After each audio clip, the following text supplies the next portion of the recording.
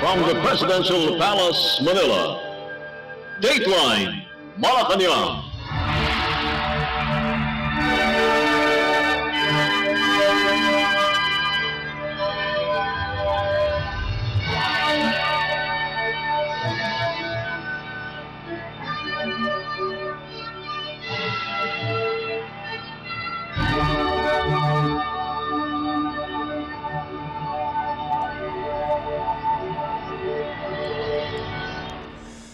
Good day. This is Dateline Malacañang. Philippine President Ferdinand R. Marcos Jr. on Monday sought to bolster his administration's collaboration with the cruise tourism industry.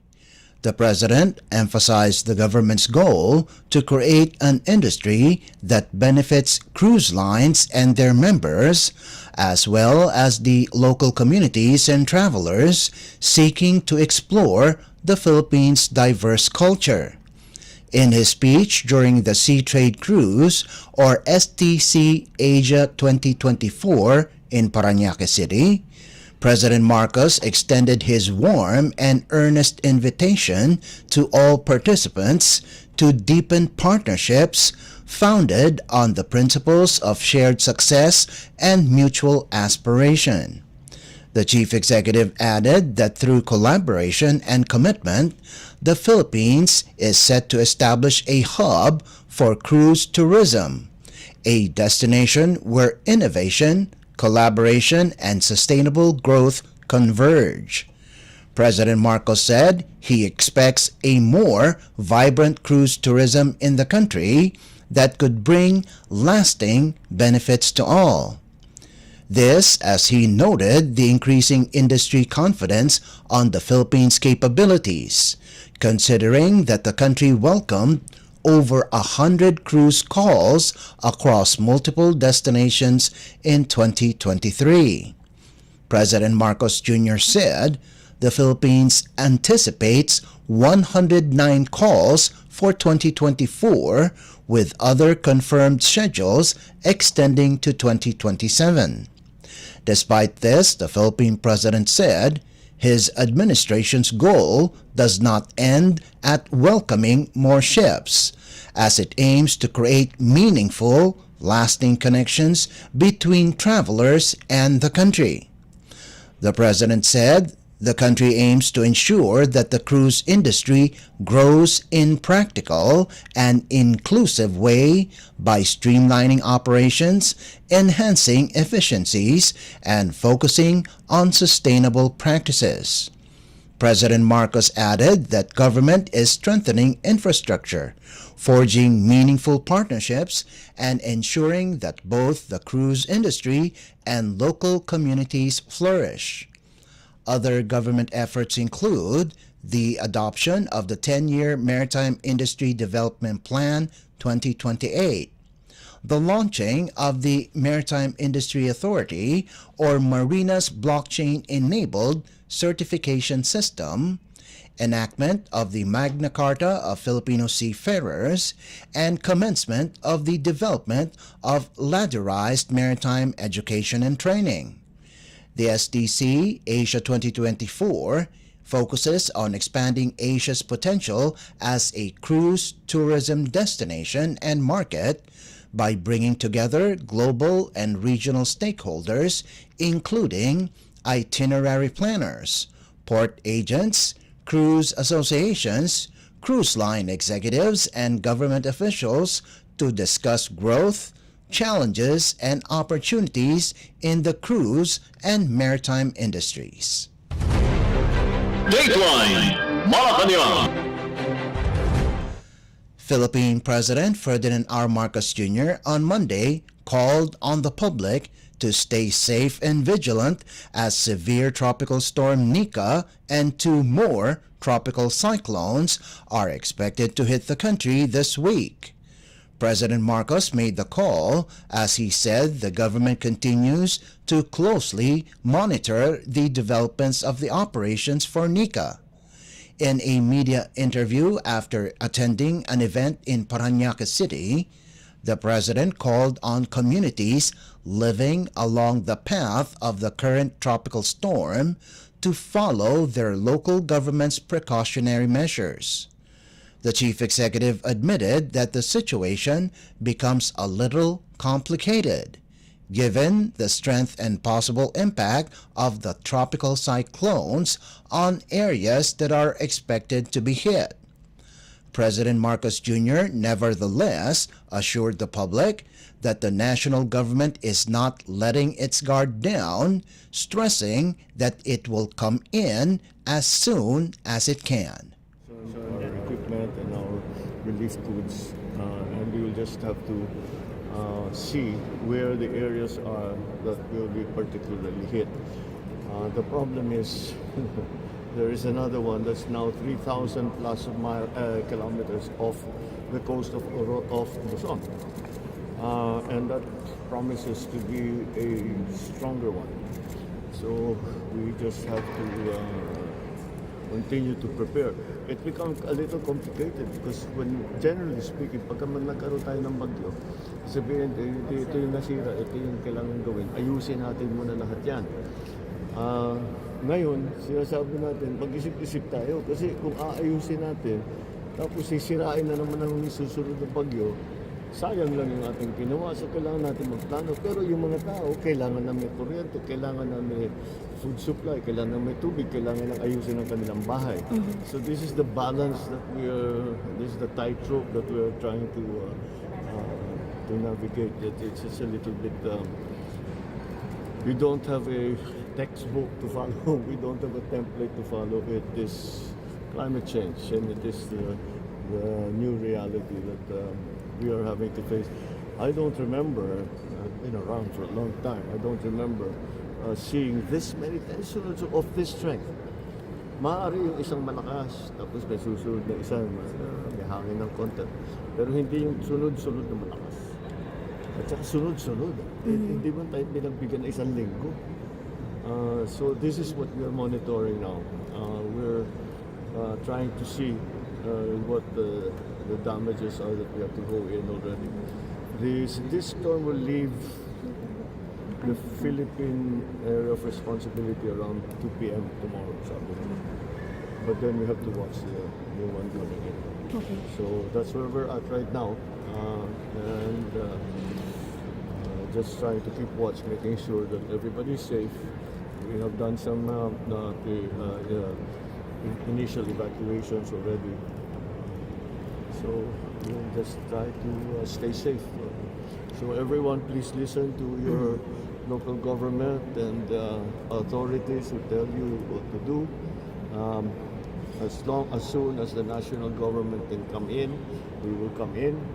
Your local government is there, is ready to be the first responders, as they always are. And the national government will come in as soon as we can. In fact, we're already there. And they are just waiting for the storm to allow them to get to work. But some people are already working in terms of clearing the roads. Kahit na may bagyo, kahit na malakas ang hangin, nasa labas sila. Dahil kaya pa naman kaya pa naman daw. Sabi na they can still work to clear trees that fell, to yung mga poste na nahulog, para may daanan ng relief goods natin. So pwede naman can still transport people. So let's hope that it's not that it stays this manageable, and just be conscious of the fact that there is a very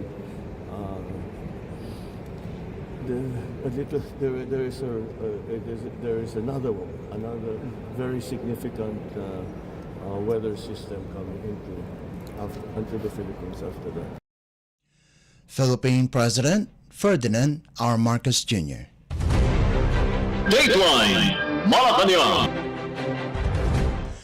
Philippine President Ferdinand R. Marcos Jr. on Monday said the new maritime laws will help the country in protecting its territory by making a clear delineation of its territorial waters.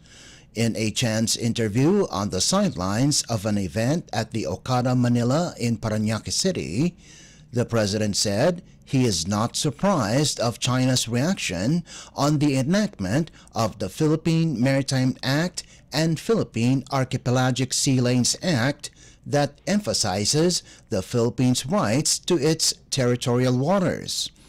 President Marcos on November 8th signed Republic Act or RA 12064 or the Philippine Maritime Zones Act and RA 12065 or the Archipelagic Sea Lanes Act to protect the country's maritime resources, preserve its rich biodiversity, and ensure that Philippine waters remain a source of life and livelihood for all Filipinos.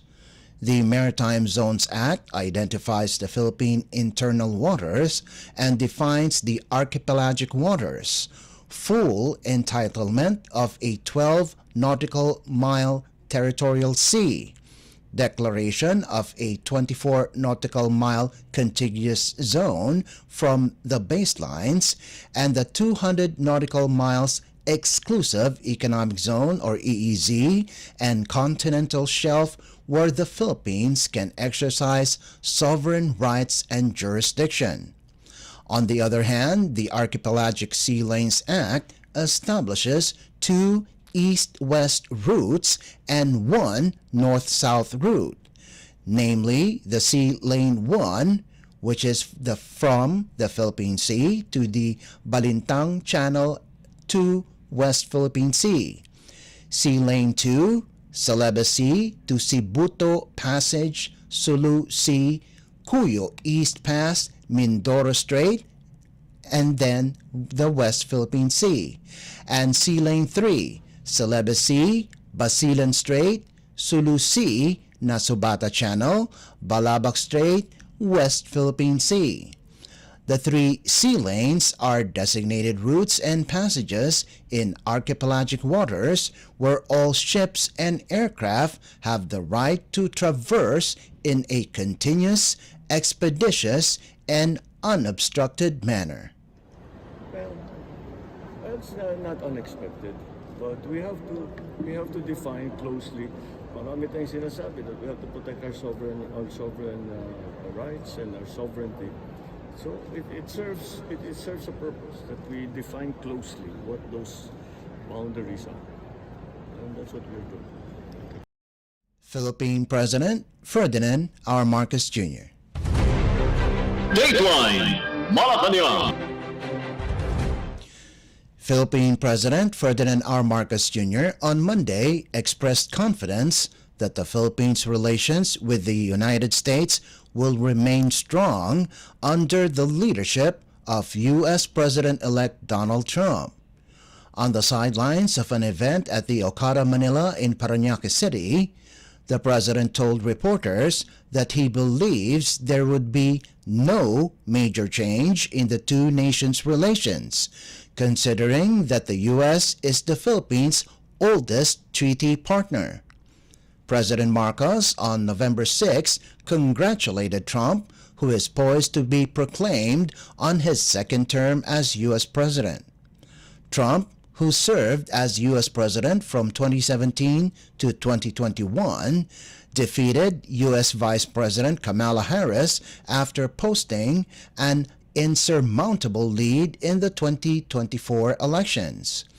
The Philippine president earlier said he is bullish on the Philippines and the U.S.'s unshakable alliance, adding that he looks forward to working with Trump on a wide range of issues that will yield mutual benefits to the two nations with deep ties, shared beliefs, common vision, and a long history of working together. The U.S. has been the Philippines' long-standing military ally. I don't think it will change. The global forces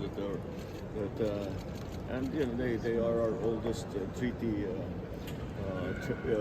partner. That doesn't change. So I will have to see if there is a major change, but I don't think so. Philippine President Ferdinand R. Marcos Jr. Dateline Malacañang. In other news, Philippine President Ferdinand R. Marcos Jr. greeted his sister, Senator Amy Marcos, on her birthday with a photo collage. In a social media post early Tuesday, the president posted a photo collage of him, Senator Amy, and other family members with a caption greeting Manang Amy a happy birthday. The senator celebrates her 69th birthday on November 12th. She is the eldest child of the late and former President Ferdinand E. Marcos Sr. She is vying for another senatorial term in the 2025 midterm elections as an independent candidate.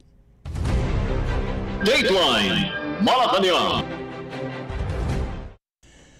Meanwhile, the Filipino people should not be alarmed with regards to the Philippine government's fund in addressing calamities in the country, as well as providing assistance to victims of disasters. According to Presidential Communications Office, or PCO Acting Secretary Cesar Chavez, this is because the Department of Budget and Management, or DBM, made sure that the government has enough funds for this.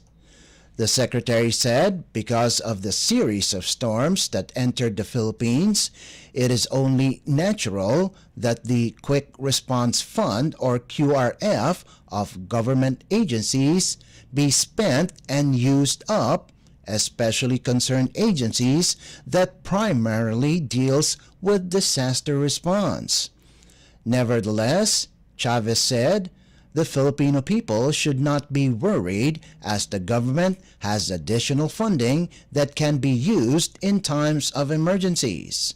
According to Secretary Chavez, the government is confident that the DBM can find funding for the series of storms until the end of the year. Department of Budget and Management, may pondo tayo.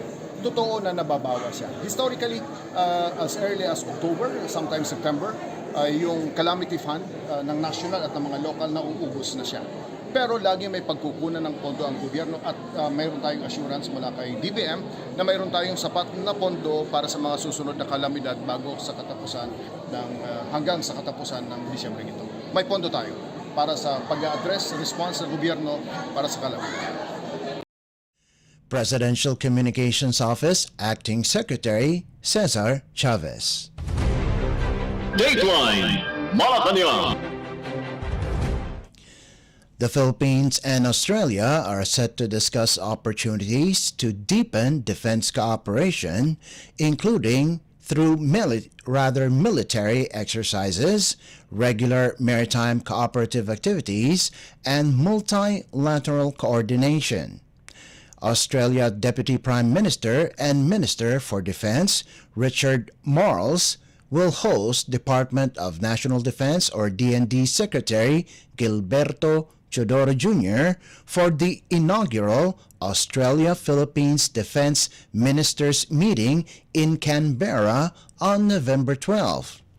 In a news release on Monday, Marles said Australia and the Philippines have a shared commitment to regional security and common vision for the region where sovereignty is upheld. Earlier, Australia has defined its relationship with the Philippines as long-standing and built on cooperation and mutual trust. Both countries support a secure and stable region where sovereignty is respected, international law is adhered to, and nations can make decisions free from coercion. Dateline Malacañang. And finally, the Philippines Bureau of Customs, or BOC, on Monday said it has collected 784.54 billion pesos in revenues from January to October this year. In a statement, the BOC said the income is 6% or 44.45 billion pesos higher compared to the 740.095 billion pesos collected in the same period last year. The cumulative collection also exceeded the Development Budget Coordination Committee or DBCC's 779.99 billion peso target, achieving a surplus of 4.55 billion pesos. For October alone, the BOC collected 89.5 billion pesos, surpassing its target of 86.1 billion pesos by 3.9% or 3.4 billion pesos. It said 3.35 billion pesos was collected from tax credit certificates, significantly boosting overall revenue. BOC Commissioner Bienvenido Rubio attributed the growth to their dedication to ensuring accurate duty and tax collections through rigorous verification of imported goods values and classifications. Rubio said it also reflects contributions from the Value Added Tax or VAT refund program and the strict fuel marking initiative.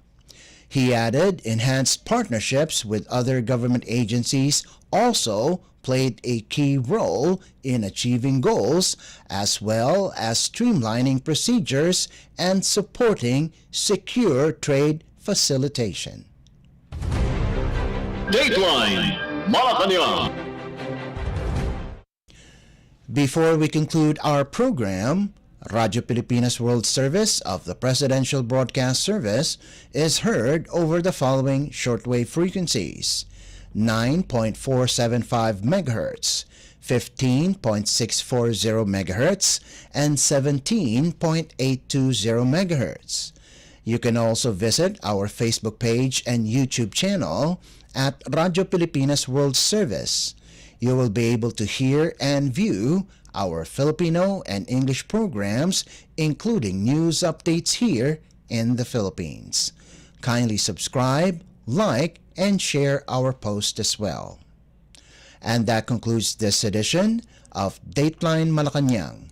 For Radyo Pilipinas World Service, this is Leo Magpayo. Good day and stay safe. From the Presidential Palace, Manila, Dateline Malacañang.